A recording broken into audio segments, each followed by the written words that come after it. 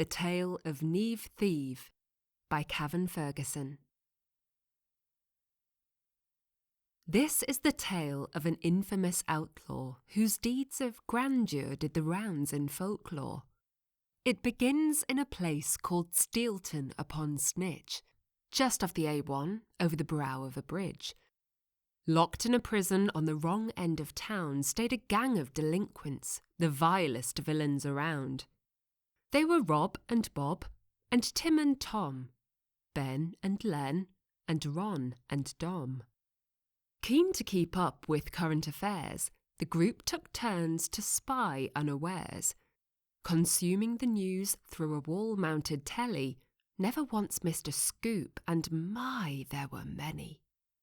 One such story, worthy of mention, Britain's Most Wanted, caught Rob's attention. Behold, fee-payer, the legend Niamh Thieve, whose mountain of loot you will not believe.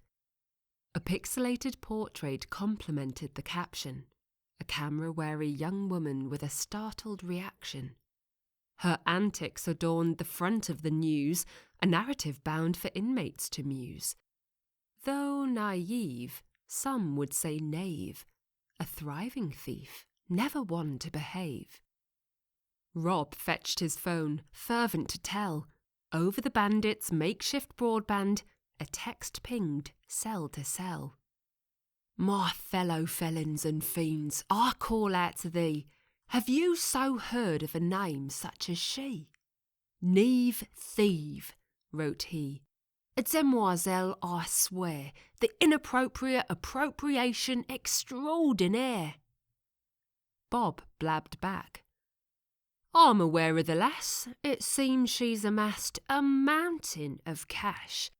Now, this may appear further fetched than it should, but I think she's a descendant of that lad Robin Hood. A game of one-upmanship broke out amongst the crew, each crook aiming higher, all trying to outdo. Oh, yeah, no, she's purloined coins and pilfered bills and emptied banks with her siphon skills. She's snatched at chips from poker dealers and lifted loins from wagyu wheelers. She's pinched a pinch of pink rock salt of the finest grade in the toughest vault. She's grabbed handbags, bagged grab bags, plundered tycoons, bigwigs and fat cats. The others chimed in, eager to add to the list of exploits of this nabbing nomad. Yeah, no, she plots wretched and wily ploys to deceive, has a dozen such plans and a trick up each sleeve. She's burglarised bullion from a sacred sarcophagus and built that marauder's mineshaft, Smugglers Anonymous. She's a career criminal, a ransacking robber, a thrifty thief, a right jobbing mobber. She's ever dodging a rozzer, evading the law, stole a fresh-painted Banksy with a circular saw. All for sure impressive feats of wrongdoing, but which was grander, whose tale the most thrilling? Each story was gripping, out and out, through and through, but were they just fables too bizarre to be true? For unbeknownst to most of the ragtag bunch was a minor detail Dom doled over lunch.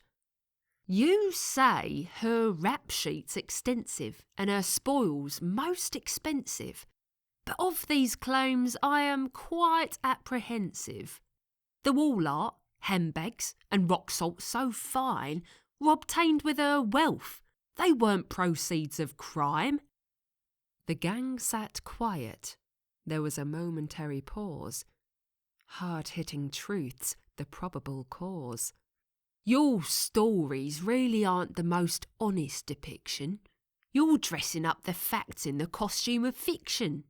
She's a mistress of commerce, ambitious, entrepreneurial, steers clear of chicanery.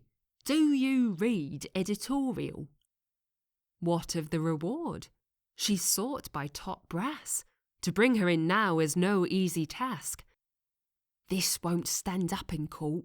She will be reprieved. were you to locate and turn in noble Niamh.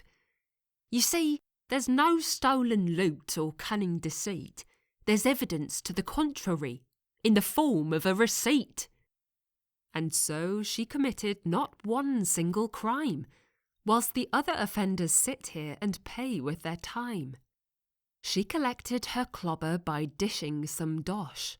All the gang said was high-order hogwash. The legendary lawbreaker they'd built up for so long was an upstanding citizen, innocent all along. She's not on the run from irate Interpol. Honestly, the things cons concoct while they wait for parole.